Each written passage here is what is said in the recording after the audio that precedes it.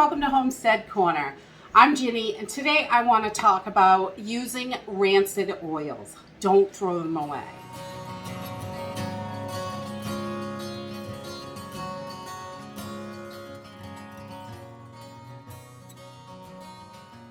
Oils are one of those things that we really need in our stockpile. We need the oils in our bodies. We need the fats to put into our foods to make sure we are getting enough. And we also, it really helps make our food taste better. Cooking without oil really, I like oil in my food, makes it taste better, moistens it, all that. I really think it's an important staple in your pantry. Unfortunately, oils and fats are not something that lasts a long time in your pantry. They will last for a year, 2 years, depending on the way you store them, but they are not going to last decades like some of your other foods, but you want to have some in your pantry. If some of your oil goes rancid, it happens sometimes. I had these two get pushed to the back. I didn't realize there was any left in them, that they were even there. When you have kids digging through the pantry, it happens, things get pushed back. These oils have gone bad. They're old, like from 2019 and 2020 are the best dates on them, best by dates on them. And your oils will last a little bit longer. This one here has a best by date of November 2021. This is still good. If you just open your oils up and give them a smell, you can tell if it's still good or not. Smells like fresh olive oil. I am still going to use this. There's not much left. I'll use this up quickly, but these oils kept in a cool, dark, dry place, airtight, sealed up, they are going to last past the best by date, 6 months, maybe a year. Different oils are going to be different the amount of time that they last. So no matter if it's a liquid oil or a solid oil, you want to make sure that you give them a good smell. You can definitely, when you open up this lard, good Lord, you know it. Oh, you don't even have to get close to it. You can smell, it just isn't right. So having those oils that have gone bad, we don't want to throw them away. Liquid or solids, we want to keep them both. There are lots of uses, and I have tried them on a bunch of different things, and they worked really well. And I've seen some things out there that I would definitely not use oils for, and we'll talk about those towards the end of the video. But here are some uses that I think are really great for rancid oils. Fire starter to dip like your lint or cotton, anything like that. You could pour a little on of the liquid. You could like dip it in if you have a solid.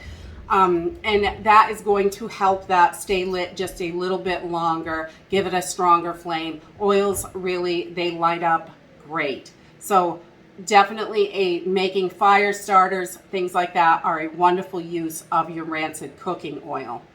The next thing is seasoning cast iron pans.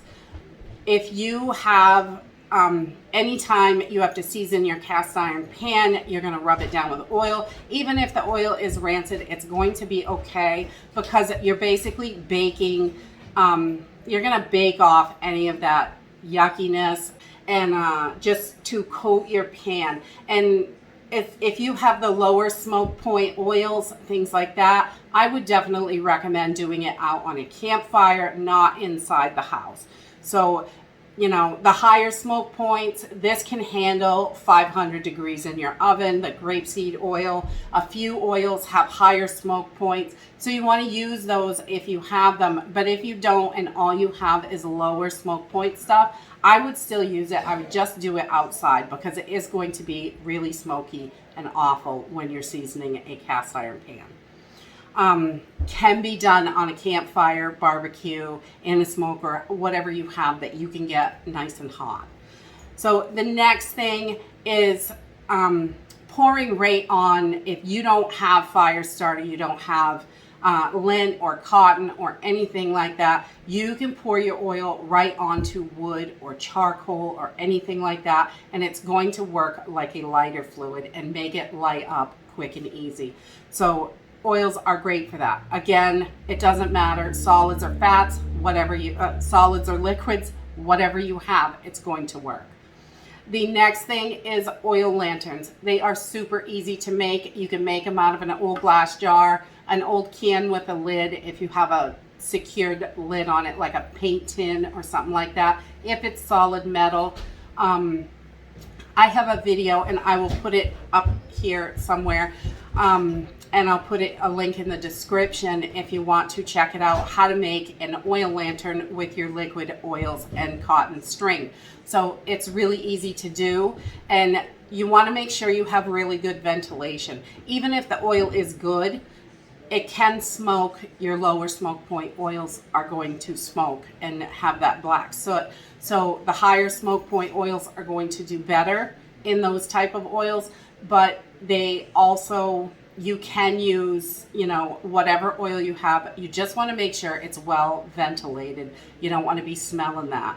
It does have you can smell the rancid oil a little bit, but it's not horrid unless you're, you know, right next to it. So if you need to keep a candle lit over in an area that the window's open or whatever, it's going to be just fine. So oil lanterns are an excellent source. Gives you light, gives you a little bit of heat if you have it close up.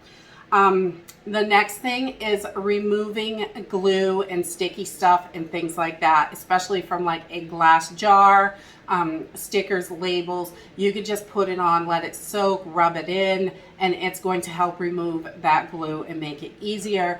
I love Goo Gone, but you don't always have it on hand, and eventually your stuff starts to run out in a long-term situation, and you really need to think about that.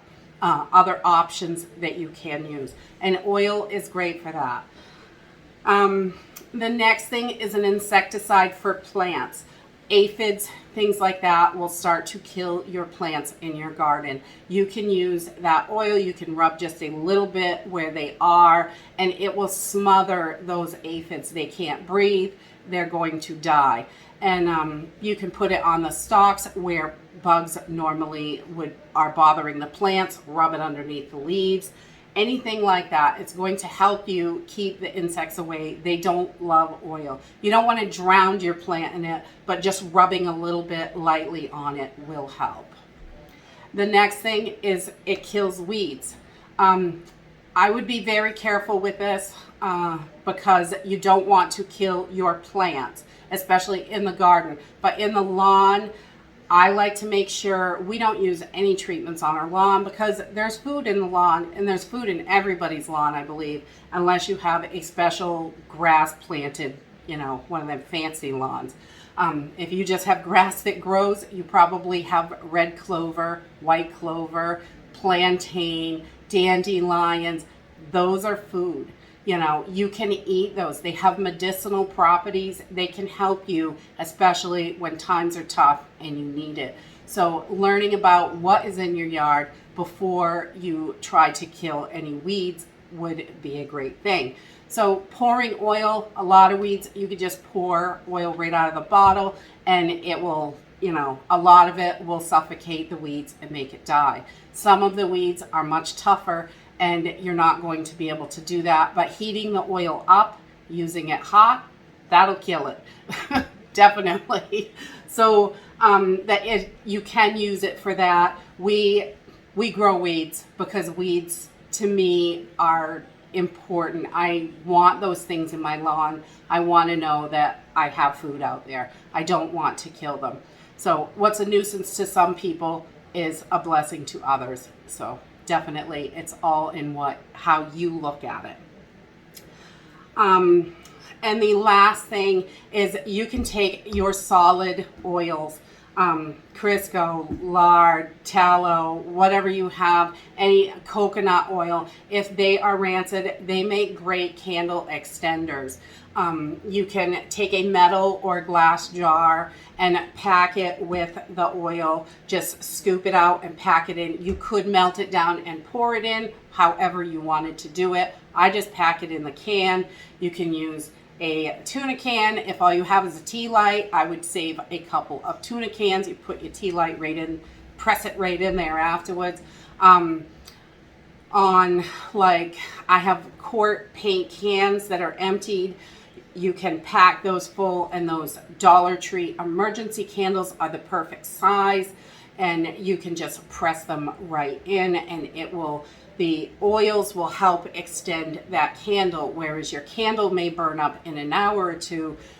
With those oils, it's going to make it last for days. So that is a really great way to use it. And those are uses that I think are really great. And there are some uses that I have seen for rancid oils that I really would not use, but at your own discretion, you could try it and see if it works for you. I have heard people use it for furniture polish. I would not do that. Rubbing oil all over your wood, rancid oil is going to draw ants. You don't want to do that. And it's going to make it sticky over time. You know, it's going to get sticky. It may look good for a couple of minutes, but I would not do that. Another thing that I have seen is to add it to suet for bird food, to make like a suet block. You could use oils for that. Or pet food. I've also seen people say to put it in pet food because, you know, the oils that they use in the kibble are not all that fabulous, which they're probably not, but I wouldn't want to take a chance at making my pet sick. I personally would not use it for that. I'm sure some people do, but I wouldn't. If I'm not going to eat it, I'm not going to feed it to my pet. You know, I want to make sure that they're healthy and safe as well. So I wouldn't use it for those things. Lubricating hinges, it could be handy for, you know, I don't know, in the long term. It's going to come right off when it rains, if it's outside. It could cause it to rust. I don't know that I would use it for that. If you have ideas of how you would use rancid oil, or things that you have actually done with rancid oil, if you want to leave them in the comments, that would be super, super helpful. Whether it was successful or not successful, please write that down, because that helps other people really when they are trying to figure out what to use things for, because we want our items that we're storing to be useful in multiple capacities. We want to use them as many things as possible, so we have uses for them. Like when this goes bad, you know, it's good to have another use for it. I'm not going to eat it, I'm not going to cook with it, but I have a bunch of stuff that I can do with it. So it's not wasted money still. It's still going to be useful to me, and it's worth investing my money into. And that is it for today. If you like this video, give me a thumbs up. Subscribe. I'll see you in the next video. Bye.